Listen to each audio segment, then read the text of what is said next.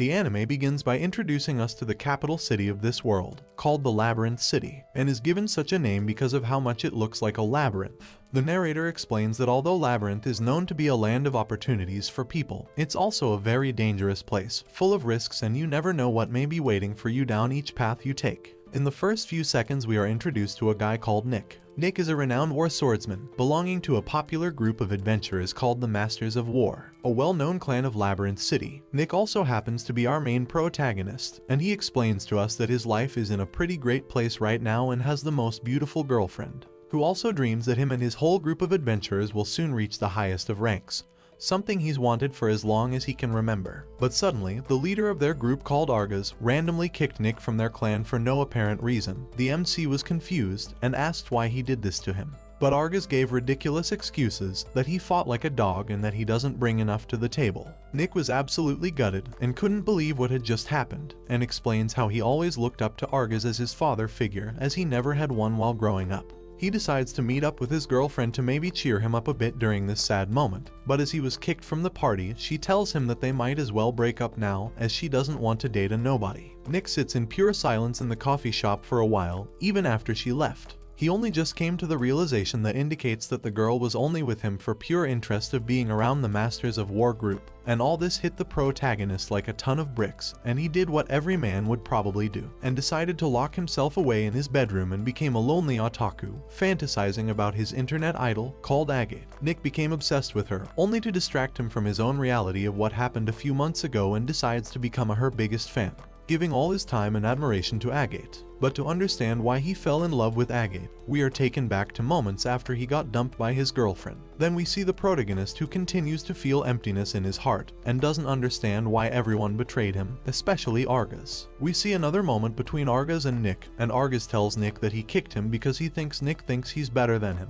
and that Nick was starting to take the role as the leader of the group, which made Argus angry and wanted to stop Nick from giving the others orders. But while the protagonist continues to be heartbroken thinking about these events from the past, a beautiful blue-haired girl arrives outside in the pouring rain, where Nick was sitting, and she tries to encourage Nick to cheer up and that there is more to life than this. He tells Agate that that was the only thing that made him happy, but right then, she gives him a ticket to her first show and tells Nick she's actually an upcoming idol. He declines the offer to come to her show, but when she walks away she promises that it will make him feel better. After we see Nick at the event cheering her on, and she became his world, as it's the only thing that took his mind off being abandoned by the people he once loved, and now finally he's found another passion he loves. He has also bought several trinkets and merch that were sold in the event and covers his entire room with Agate fan items and posters. But suddenly, Nick realizes he's run out of money to buy other things he needs, like food and clothes, and can no longer live in Labyrinth City without being an adventurer. So he decides to turn up to the place where all the rookie adventurers will meet up for the first time, and he's on the search of creating a new group. But Nick only wants this group to earn money and get back to being a lonely fanboy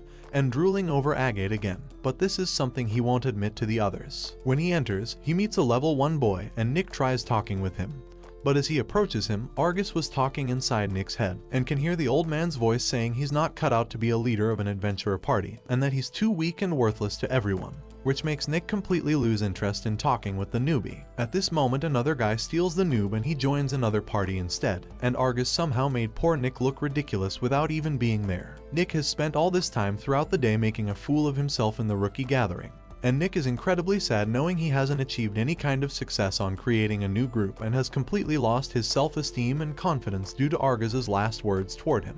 Nick's only wish now was to somehow get revenge on Argus, but Nick finds this incredibly hard to do since he cannot find another legendary group like his previous one, and has no hope in finding new friends. Instead, Nick just sits alone with a drink and wants to be all by himself. While in the bar, he watches as others are all celebrating their newly found groups of adventurers, and all is great for the rest of the people in the bar. But soon after, 3 more people enter the bar, and they all sit at the same table as Nick, as it was the only free table in the restaurant. It was a pretty strange situation since none of them actually talk to each other, as Nick comes to the realization that they were not part of any group or the same party. In addition, Nick notes that one of the strangers is this mysterious looking girl, who has a magic cane with a stone gem. She seems quite peculiar, but her presence radiates the room, and Nick explains how out of everyone, she sticks out like a sore thumb. He begins to draw his own conclusions on who they all might be, and starts with the girl, who he believes is a magician. On the other hand, the other member of the group is a cleric, who is already quite drunk, and according to Nick, everything indicates that he was just at the club, as he can still smell women's perfume on him and he seems deeply in sorrow. And then we have the third member,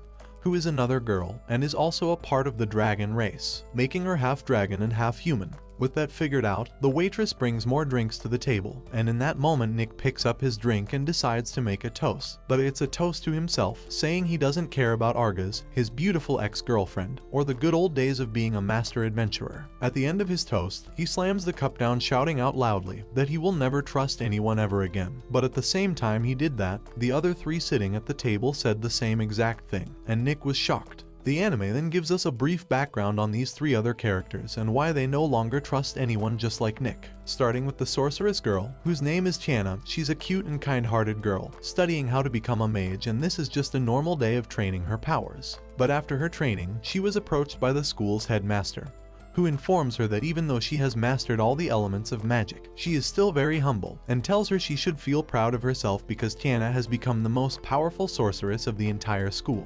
So with that, Tiana leaves the school that day in a very happy mood, and is pleased about everything she has managed to achieve with her sorcery. After that, she heads to a nearby restaurant and asks the receptionist if her fiancé called Alex was already there, and the receptionist said he was, but also tries to explain to Tiana how another girl was here, but she didn't listen. So Tiana decides not to give any notice to what she said. And when she enters the place, there she saw her fiancé Alex, who is already sitting down with another girl named Lynn. However, Tiana sits at the same table and very happily tells Alex that she was named the best mage in the school, and that she was the only one who managed to cast the lightning spell at a young age. But Alex does not pay attention to this and starts to lie about his own fiancé. He tells Tiana that he had heard rumors about her bullying Lynn for being a commoner, and also adds that Tiana had apparently been seducing the teachers, thus gaining extra marks and scores on her exams and getting the approval of the headmaster himself, which annoys Tiana a lot, as these are all blatant lies made up by Alex. She asks them both to stop all this, but Alex doesn't listen and is still so angry with her and begins to tell her that he also feels insulted due to her being better than him at magic, as she's only a woman. Holy Christ, this guy must have a small package, as he brings a lot of small d energy. My dude can't handle a real woman.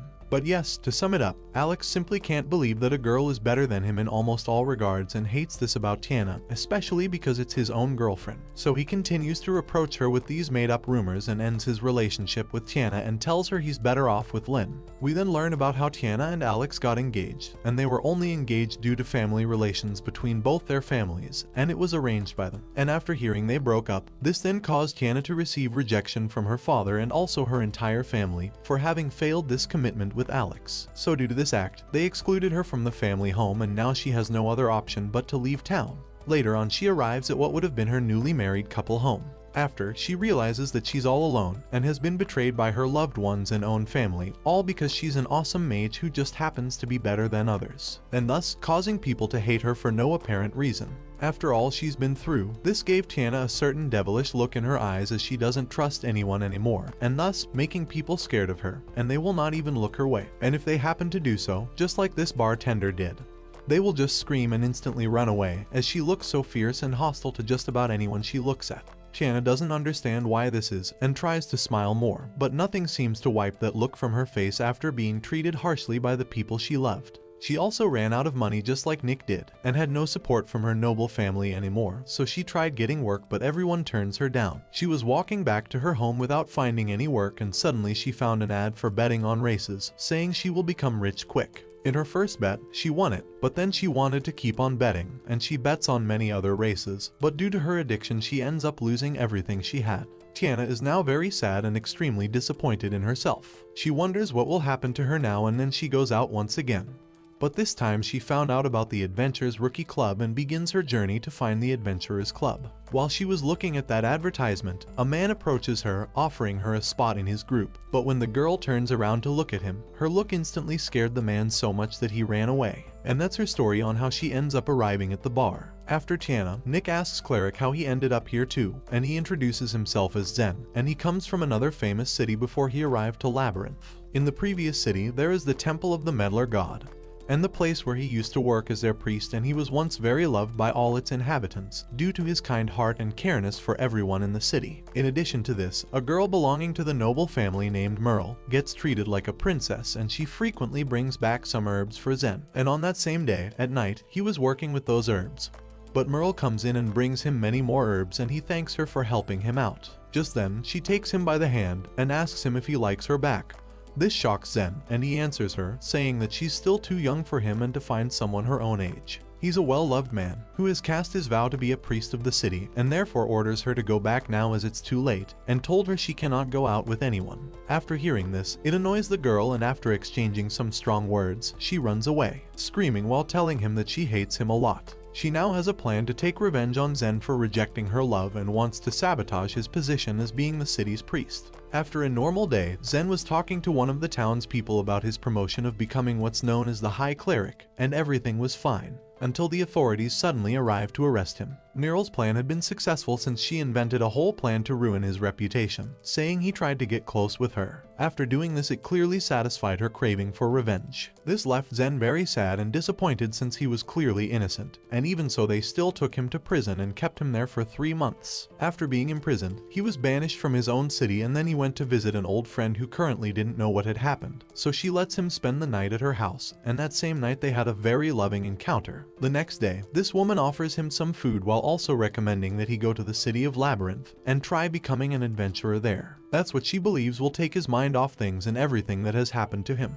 However, she insists that he leaves now and start his new life elsewhere, as he's a great person and is a still young man who should have dreams and aspirations. She tells him he can prove his talents in other places of the world. In addition to this, the woman gives him something that, according to her, another tenant had left behind on a particular given night, and the woman hands over some valuable adventurer items so that he could develop his skills, as he's only a cleric. After this, he began to look for a new life and forgets about ever being a noble priest, which is why Zen enjoys drinking and being with different women. However, Nick tells the group that he hopes these are not just drunken stories and they are actually accurate, but to prove he is serious, Zen tells him that after leaving this bar, he is going straight to the pit to kill the Demon King of Labyrinth City to become rich. However, Nick thinks nothing of this at first and doesn't pay much attention to what he's saying at all. After, Nick tells the dragon girl, named Karen, it's her turn to tell her story of how she ended up here. So she starts explaining that something of great importance was stolen from her, and the person who took it was someone she never thought would have betrayed her. But as she is drunk, she starts babbling on and on about other random stuff in her life and continues to drink. But right then, Nick falls into a dream and then wakes up the next day at Tiana's house. When he wakes, he thinks he must have dreamt about finding other lonely adventurers, but suddenly the same people he met were already in the room with him, and he now remembers everything.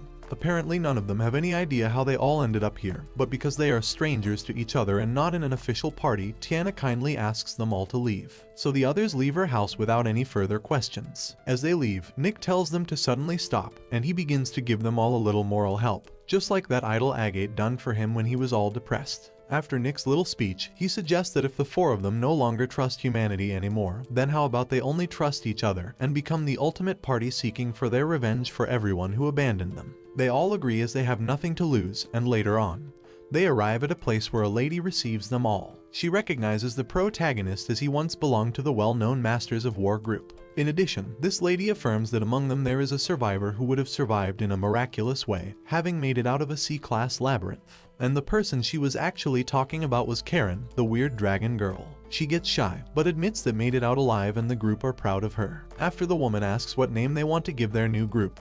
Then Nick decides to call his new group the Survivors. After, they have their first official meeting as a group, and Nick proposes that the group shall have 3 laws so that everything goes well, and no one can break these laws. And the first law would be that no one can shame another of their favorite hobbies. The second is to keep an eye on the party's finances, and the third is to always make it back alive after their adventures. After saying the rules, Nick tells them that he will be the one to manage the group's money, under the supervision of Tiana, and the priest will watch over the safe and keep the treasure safe. But due to their previous trust issues, they start to protest and discuss how Mick would be the most benefited from their hard work if he's the one managing the money. Then they begin to discuss a very important topic, which is how they can even trust each other, and it is true that they are all strangers and therefore they are still distrustful. But in a certain way they all agree to leave their emotions from the past behind them and begin to trust one more time, as they have nothing to lose this time.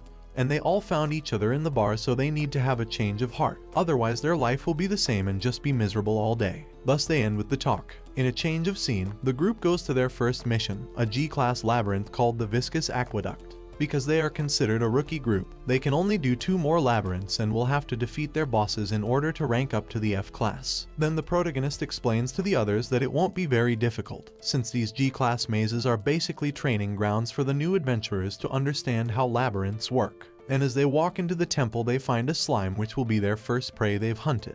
So when they stop to observe, the protagonist explains to them that although the slimes seem harmless, they can eat just about anything that comes their way. And as they eat, they grow to a bigger size, and some have grown so large that they can attack farms and eat farmers' cows. However, Nick also tells them how easy it is to eliminate the baby slimes, because all you have to do is extract the gem from their bodies. With this, the group continues to go deeper into the labyrinth, and meanwhile Nick thinks about how good it was of him creating the group, and while continuing to hunt slimes, they ask Nick more about the monsters in this G-class labyrinth, and he said it's mainly slimes and goblins. But the A-rank labyrinth will have the Demon Lord boss fight, and every adventurer guild will be trying to win the A-rank labyrinth. He warns them that although these slimes are small, they can still shoot out parts of slimes at you, so he warns them to never let their guard down. But Tiana just continues to believe that they are harmless, and moments after, a slime attacks her, and she gets some juicy instant karma. Tiana gets furious at Slime Kun, and then tries to attack him, but because she was not careful while aiming her mage powers, she directed the attack towards Karin. So these two girls began to have a little argument because according to Karin, she was starting to not trust Tiana to be careful. So she warns her not to attack her again, because otherwise she will respond with a breath of fire as she is the dragon. Moving on, the group continues to reach the top of the first labyrinth, and where Zen notices a giant slime.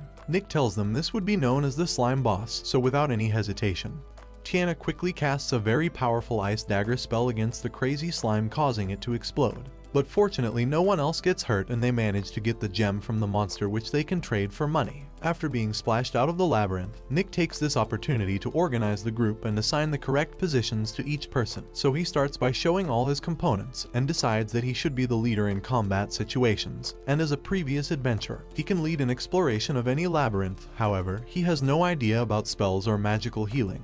He also can't use heavy weapons like Karin. He then suggests to others that they do the same and tell everyone their weaknesses as a kind gesture of trust to the group in order to know the limits of one another. But as they are still only strangers, the rest of the group are finding it hard to tell everyone their weaknesses. After, Nick explains that they don't have to do it right now, but he was fine with letting them all know his weakness, since that's the only way to start gaining trust in their party. After, Zen listens to Nick and takes the opportunity to talk about his abilities as a healer, but said his weakness is everything other than healing magic. And Tiana gets up and stands in front of Karin and takes the opportunity to apologize for what had happened, and then explains to everyone her greatest abilities, which is wind and water magic, along with her powerful lightning attack, but she sucks at fire magic and can't do the things that Karin can do. And she also stresses that she is completely vulnerable to close attacks and she doesn't know how to use other people's weapons. Karin can't handle that Tiana is so nice, and when she sits down, Tiana is cold in the middle of the forest, so she sneezes and spits out fire, making a mini fire for Tiana, but she yells at her, saying she was actually aiming for her face, which makes the group laugh. After learning each other's weaknesses, they explore the forest to find the entrance for the next labyrinth. While doing so, they stumble across goblin territory. This is where Nick shows his true talents and defeats many goblins within a matter of seconds, shocking the rest of the group.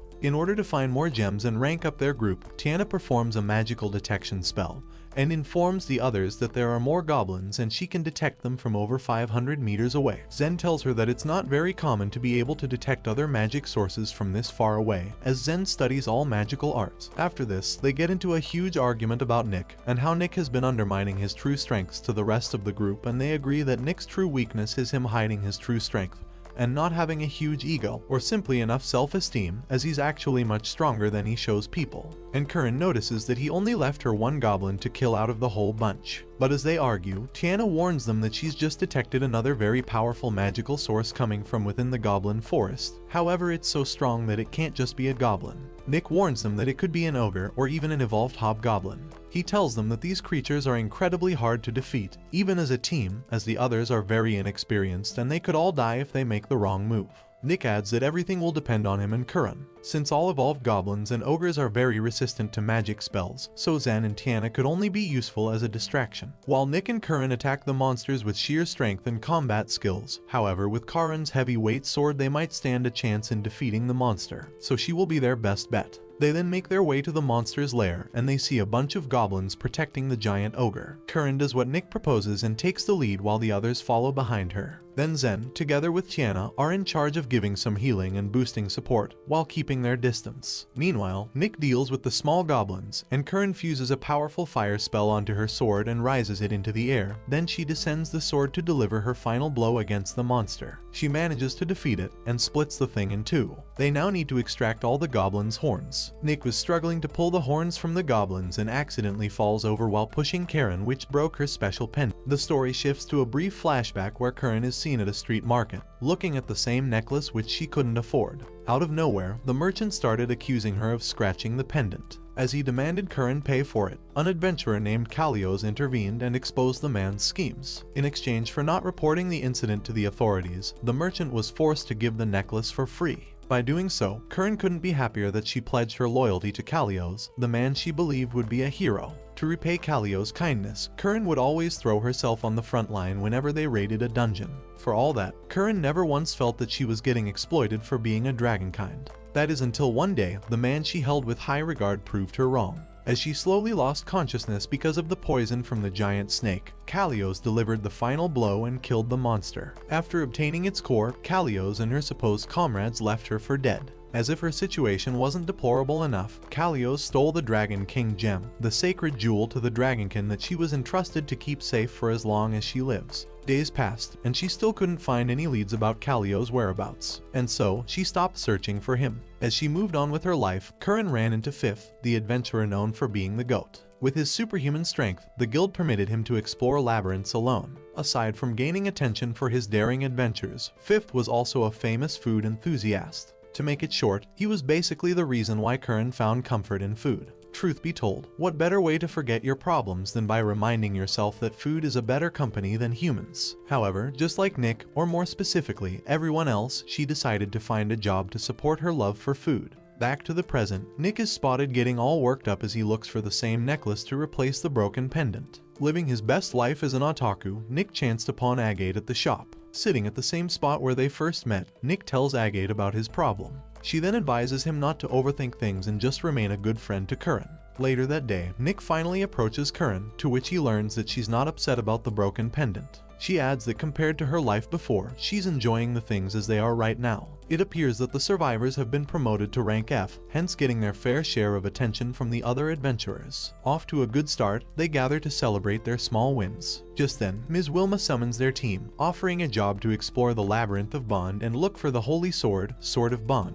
Once inside the Labyrinth of Bonds, they are greeted by man-made monsters which got roasted by Curran's flames. Following the map that the guild provided beforehand, the team comes across an empty corridor with a single light. Nick takes the initiative to check the area until the wall opens, leading them to a large hallway. Tiana activates her magic search and confirms that the coast is clear. To their shock, someone turns the lights on and a strange voice welcomes their arrival. Looking around, they find the device where the sound is coming from. Nick doubts that it's the weapon they are looking for since it doesn't have any blade attached to it. Displeased with his statement, the device reveals that he is, in fact, the Sword of Bond. As they continue bickering, Bond tells them that he rewards those who value integrity and friendship. To add, he claims that on top of being a legendary sword, he is an angel-grade spirit weapon. While Bond blabs on and on about how good he is for some dungeon clearing, Nick and the others confess that they plan to sell him. As Bond expresses his frustration, Nick picks him up, wearing the money mouth face emoji. All hell breaks loose when the Guardian system activates, awakening his protector Amalma Golem.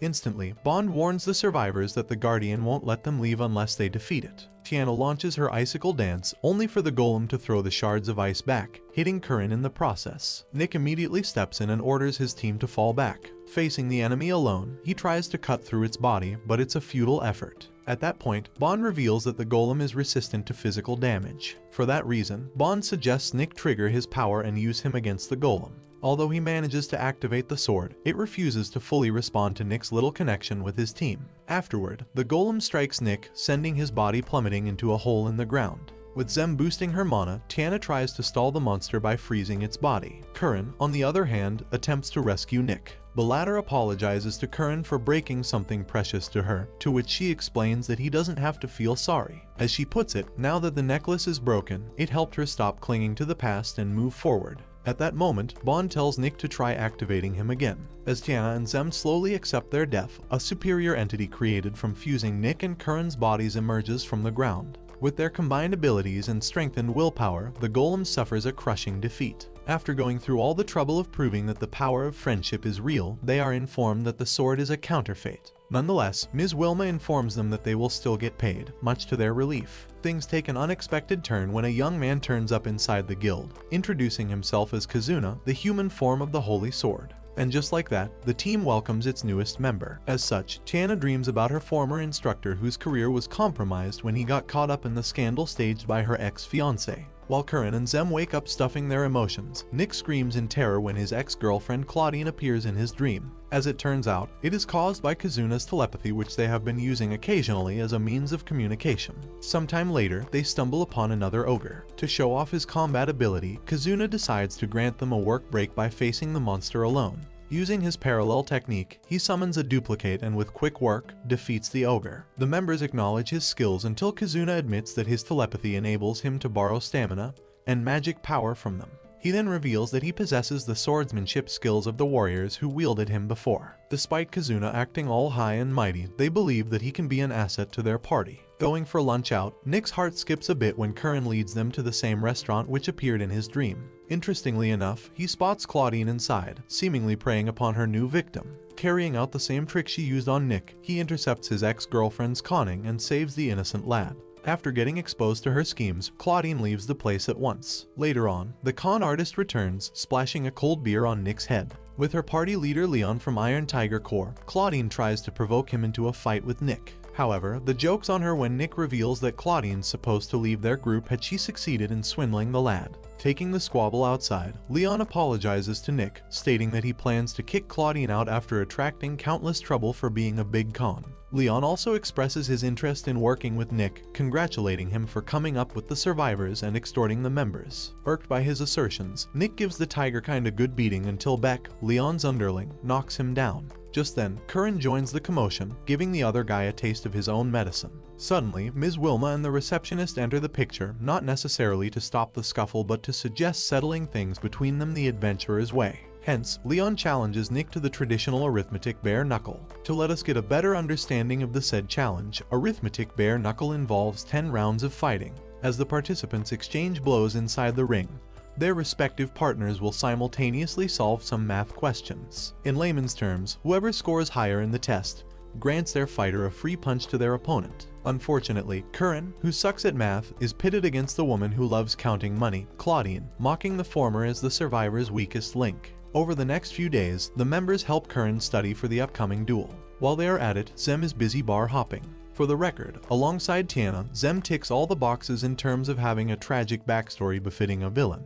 But hey, he chose to release his pent-up emotions in a different way. It is then revealed that Zem not only enjoyed meeting different women but also investigated the Iron Tiger Corps and learned about their illegal operations. With that, the survivors prepare a contingency plan to win the duel and eventually uncover their opponent's dirty place. The day for the arithmetic bare knuckle finally arrives. As the fighters square up in the ring, Curran starts answering the questions until she finishes first, much to her delight. However, her happiness is short-lived when it is announced that Claudine got the most questions correct, earning Leon his first punch on Nick. After getting punched in the gut, Nick receives a solid right hook in the second round, leaving Curran frantic with worry. Meanwhile, Leon continues to buy time by simply dodging Nick's punches until the third round is over, which ends in the former's favor. Unable to locate any suspicious person nearby, Tiana thinks of a way to lure him out. And so, she suggests letting the test takers answer the remaining questions in one go. Although losing the gamble means the defeated will take all 7 penalty punches, Nick accepts the challenge. Ms. Vilma agrees as Curran and Claudine resume their head-to-head battle. Following the change in rules, Tiana signals Zem and Kazuna to join her as they attempt to catch the culprit red-handed.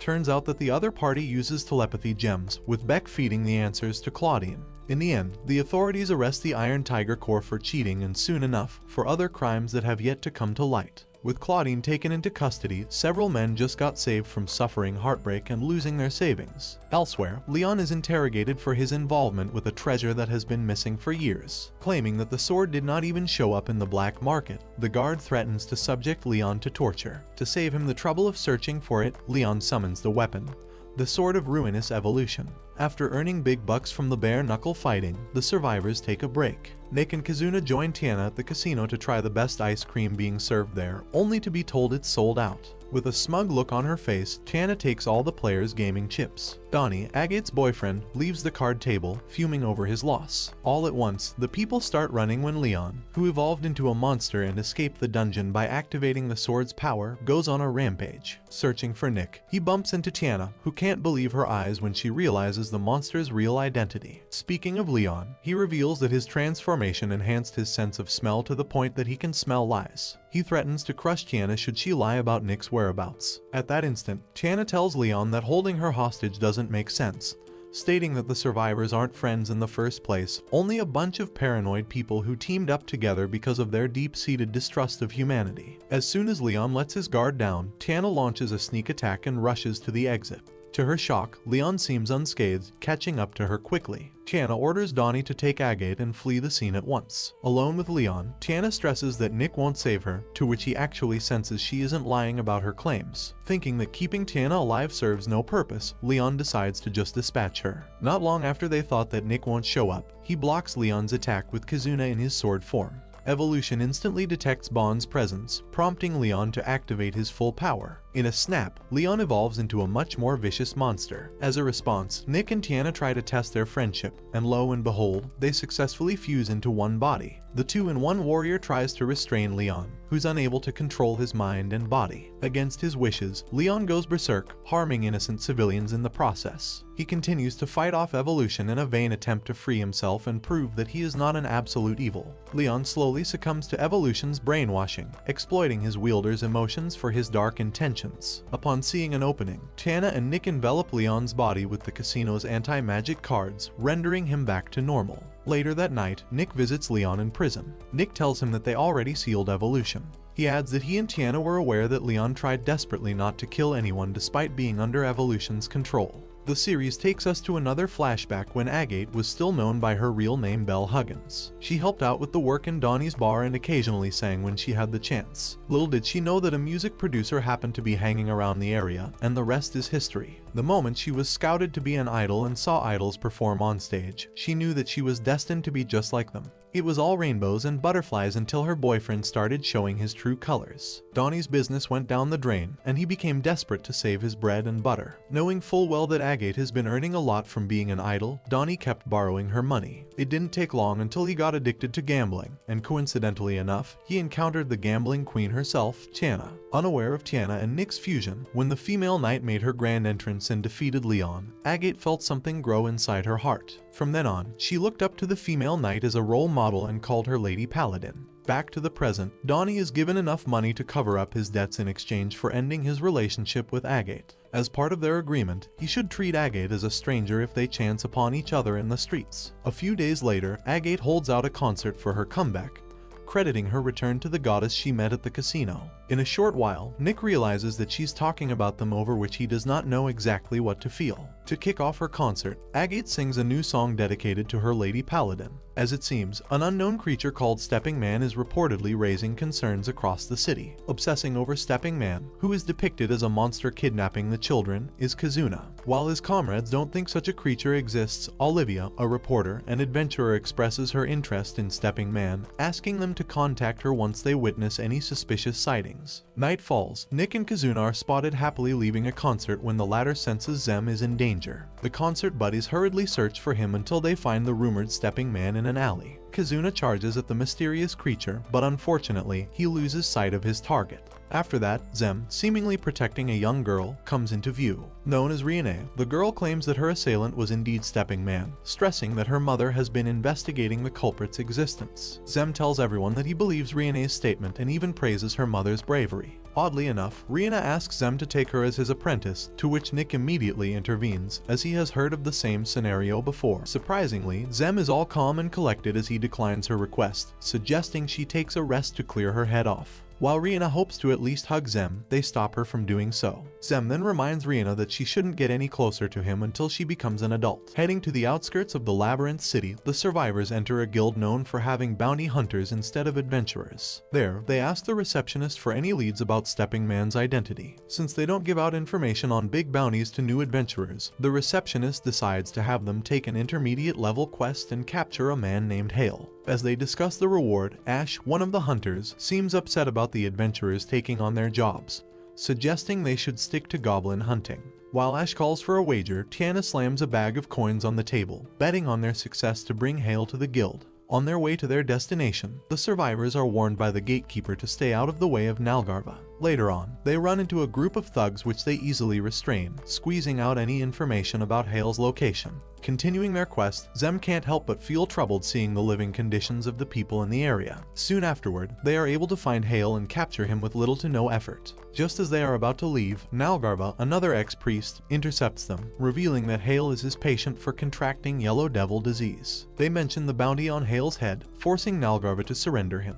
As expected, Kazuna takes the opportunity to ask about Stepping Man. While they can't get anything from Nalgarva, Hale informs them about a reporter handing out candies and talking to children in the streets. Back at the guild, Channa grabs the betting money and treats everyone to a drink. The next morning, the receptionist gives them the payment along with the case files connected to Stepping Man. At that point, Olivia turns up, interviewing the unsuspecting kid. After hearing Kazuna and Curran's sentiments regarding their first encounter with Stepping Man and Olivia, Nick confronts the reporter. As he starts interrogating Olivia, she escapes by jumping through the roof, leaving Curran and Tiana's effort to guard the exits useless. Sometime later, Riene's mother, Ada, greets them and expresses her gratitude for saving her daughter. It appears that Ada is pretty famous amongst adventurers, as Nick says she is in a rank. Ada also happens to be acquainted with Fifth, sharing that the latter is now an S rank. Suddenly, Riene, yet again, opens up about wanting to be Zem's apprentice. From the looks of it, Zem has been putting up a facade as he confesses that he has developed a phobia of young girls like Riene. When she asks Zem why he saved her, he says anyone would have done the same.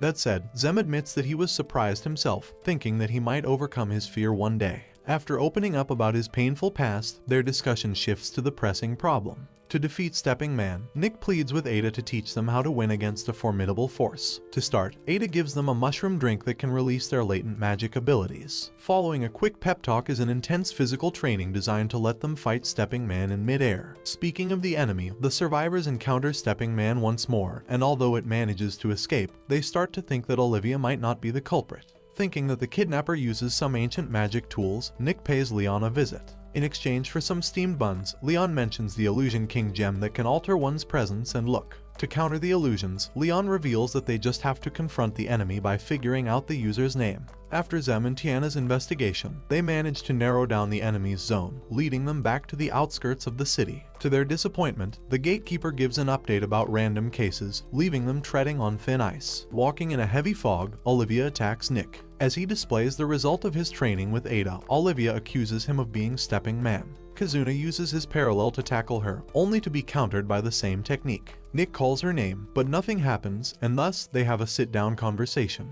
According to Olivia, she is really a reporter and is also known as Stepping Man. To set the record straight, Olivia only shared the same title as she was called such when she was a full-time adventurer. Upon confirming that neither of them is the person responsible for kidnapping children, both parties decide to work together to find the real deal. Elsewhere, Olivia and the survivors stop by Stepping Man's latest victim, in hopes to find anything that can expedite their investigation.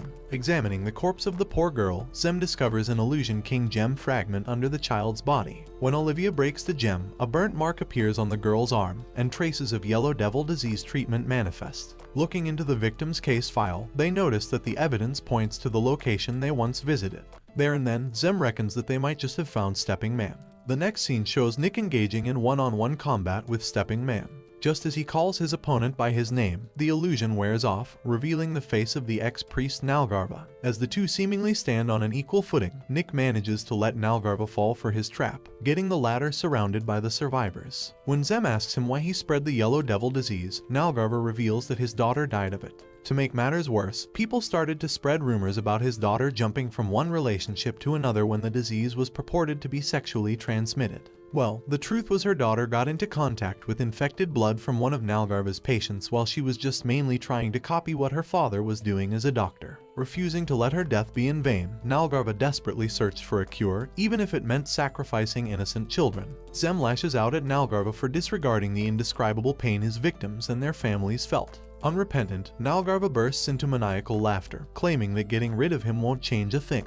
As they get into a heated argument, Kizuna alerts the others that someone is coming. A knight donning full armor attempts to silence Nalgarva by piercing his body. Zem tries to heal Nalgarva but is soon sent crashing into the ground. Infuriated, Curran and Tiana fire a simultaneous attack, but to no avail as they get taken down easily. Olivia jumps into the scene to buy them some time, calling the enemy White Mask. Surprisingly, she is able to block his blade with her bare hands. Going all out on the offensive, Olivia distracts White Mask, giving Nick and Zem enough time to merge their bodies into one. Realizing that his opponents possess a similar relic, White Mask traps Olivia in a magic barrier to stop her from interfering. Apparently, the barrier is filled with pressure that will soon crush her body as she stays inside. They try to save Olivia but are stopped by White Mask in no time. Overwhelmed by the enemy's sheer strength, the 2-in-1 warrior takes advantage of Nick's speed, playing on White Mask's vulnerable point. With the knight all focused on his opponent, the barrier weakens, giving Olivia her chance to escape. She tries to distract White Mask again, and just as the enemy believes that he finally gets the upper hand, Bond stabs him in the face. Impressed that someone proves to be at par with his abilities, White Mask flees the scene and sends the building caught up in a massive explosion. Fortunately, they only suffer minor injuries, although Nalgarva might be a different case. Knowing full well that he's going to die from White Mask's curse or from getting infected with the Yellow Devil disease, Nalgarva tells them to leave before the building collapses. Zem casts a spell to at least distract Nalgarva from pain before they escape the place. While the survivors feel relieved after solving the mystery behind Stepping Man, Olivia warns them of a bigger threat. With White Mask on the loose and the high probability that someone more powerful controls him, Olivia advises them not to let their guard down. Ultimately, she reveals her true nature. Aside from being a reporter, an adventurer, and Stepping Man, she is also a spirit-grade anti-demon weapon called the Sword of Prowess. After the incident with Stepping Man, the survivors fall into deep melancholia. As such, Nick remembers the face of the bandit who murdered both of his parents. If it wasn't for Argus, he would have died and let his family's sacrifice come to naught. After saving Nick from the assailant, Argus took him as a member of countless battle arts. Even though Nick was already kicked out of the guild, he still keeps the broken dagger Argus gave him. Meanwhile, Zem acts somewhat like Nalgarva's successor as he runs a clinic in the same poverty-stricken village. In retrospect, he doesn't really know if he's doing it to pay his respect or just to satisfy himself. Nonetheless, Zem is happy to be of help to anyone in need. Tiana, on the other hand, finds herself constantly waking up in the middle of the night. She tries to blow off some steam by returning to gambling. But weirdly enough, winning no longer satisfies her. Curran, who always wears a smile whenever they meet inside the guild, realizes that she hasn't completely forgotten about Kalios. No matter how much she tries to leave it all in the past, she wants to make him pay for stealing the Dragon King gem. Later on, she comes across the same merchant, doing the same trick to a young girl. Instantly, the man cowers at the sight of Curran, finally letting the girl leave. Just then, Nick and the others call for her attention, asking her to join them to watch the festival. On their way to have fun after a long time, Olivia turns up, rushing to catch up to them. With her non-stop tomfoolery, Tiana reads the news before Olivia can speak about the resurrection of the Dark Demon God. Finally dropping her playful antics, Olivia explains that White Mask might be involved with it. She also talks about finding the black market where the Illusion King gem was sold. As Olivia goes back to her usual self, Curran asks her if there's a possibility that the Dragon King gem ended up in the black market too. To make her feel any better, her comrades suggest they turn her search for the sacred jewel into a quest for the survivors. And just like that, the team is back, all pumped up to chase after the bad guys. Elsewhere, Kizuna and Olivia exchange views as both artifacts who will outlive the survivors. As Olivia feels that they are lacking in ambition, Kizuna thinks they still have a long way to go to strengthen their resolve. That said, they have enough faith in their potential, believing that they can conquer the Dark Demon God and perhaps save the world. Thanks for watching. Watch this next video, and until next time, my fellow plot masters, take care.